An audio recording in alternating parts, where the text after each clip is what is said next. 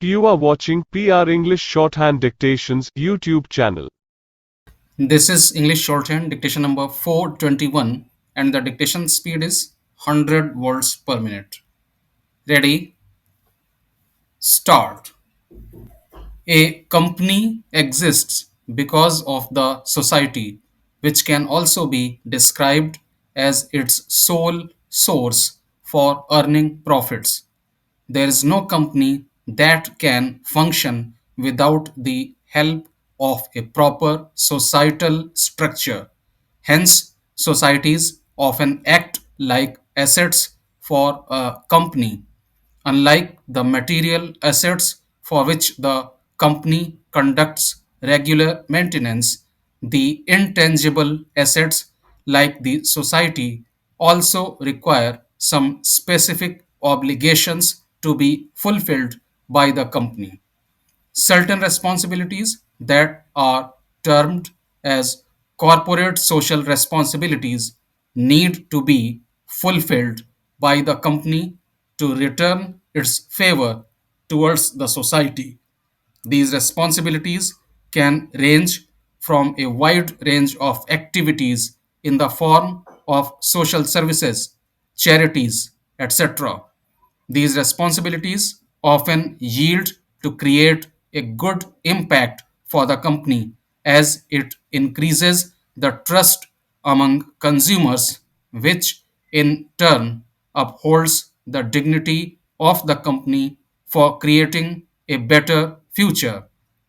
As per Section 135, every company with a net worth of 500 crore rupees or more, or a total turnover which is 1000 crore rupees or more, or a net profit which has a yield of 500 crore rupees or more in its immediately preceding financial year must constitute a CSR committee which shall constitute three or more directors, out of which at least one must be designated as an independent director. The historical evolution of CSR derives its roots from the late 1800s. During that period, work culture in the factories and industries was not paid the required attention that it deserved. Business owners and investors were also unaware of the fact that certain obligations must be fulfilled towards the welfare of the society. Hence, with the rise of philanthropic approach, businesses slowly started to realize the necessity of CSR. CSR creates an impact on both the business and the society. The operational structure, which required long working hours with minimum to no benefits for the employees, gradually came to an end. The production structures of the companies were redesigned to maximize the potentiality of its employees. Factory conditions were also improved, keeping in mind the safety of the workmen. In 1953, an American economist named Howard Bowen published his book named Social Responsibilities of a Businessman, in which the term corporate social responsibilities came into existence for the first time. This particular book recognized the impact that corporate organizations can create upon a society as far as welfare and development are concerned. This forced the business tycoons to perform their obligations for a greater and common good. In the early 1900s, businesses were only meant to earn profits. Hence, the scope of CSR was quite narrow if compared to the modern age. Industrialists back in the day were only driven with the aim of earning profits. they did not perform any obligations towards the society, nor the society demanded anything from them. This was due to the lack of awareness among the people as they saw businesses as profit making bodies and not as charitable institutions. But as time passed by, people started demanding different rights that companies became bound to fulfill. This includes reduction in working hours, prohibition of unfair trade practices, etc. In the early 1960s, this notion of capitalism and profit making began to shift as companies started to recognize their obligations towards the society. With the emerging of modern problems for the modern society, companies also focused on various charitable doings and not just profit making. As CSR continued to develop, companies also designed new decision making strategies in which their decisions were not only meant for earning profits but also featured practices that were meant to benefit the society and the people. Therefore, companies started to view society as an asset.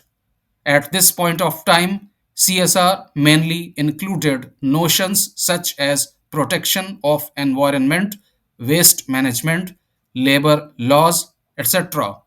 With the emergence of globalization in the 1990s, the scope of CSR became more prevalent as various agreements involved companies to provide their consent.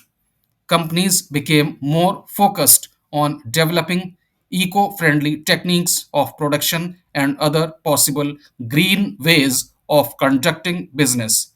In the 21st century, companies have started to include the CSR policies in their internal operations because businesses nowadays are inclined towards getting positive feedback from their consumers and have become more consumer friendly. Hence, companies often engage in CSR activities in order to refine their goodwill in the market as well as attract consumers. The scope of CSR has widened, and companies nowadays allocate a separate amount of fund for CSR activities. CSR activities are not only beneficial for the society but also the business as well. As a matter of fact, CSR also helps the company to recruit talented human resources, as employees these days often tend to find values in the organization they are working. This creates an upper hand for the company as well as the individuals attached to it.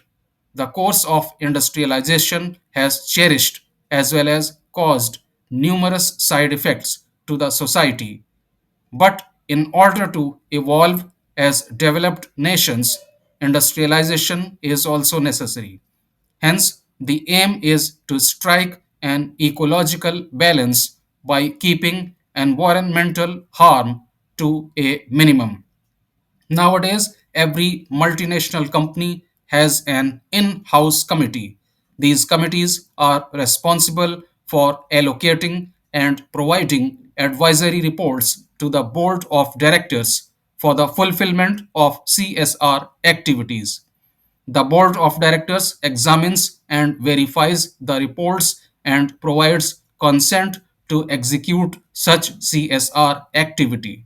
Recommendations and contents of the CSR policy may vary from company to company depending on its size and volume of operations.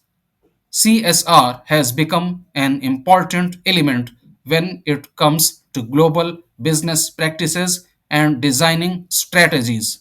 The United Nations is also involved in the surveillance for whether a company or an organization which fits the parameters of falling under the purview of CSR is performing its activities or not. Hence, the United Nations acts as a watchdog over the companies, forcing them to carry out their obligations towards the society.